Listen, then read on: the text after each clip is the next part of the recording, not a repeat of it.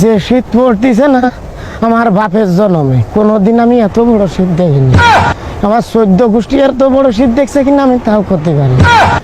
এই শীতের কারণে, এই শীতের ঠেলায় বুঝছেন, বউয়ের সাথে আমি সহবাসী করতে পারি। আমি সহবাস তো বাড়ির কাছে, আমি বাসই করতে পারতেছি না, তা সহবাস করবো কিনা? জিজ্ঞেস করো কেন?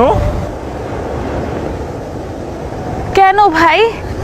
আর কোয়েন না রে আপা, ওই যে গোসল করতে পারি না, পানি পানি দেখলি মনে হয় কি জানেন, বাঘ।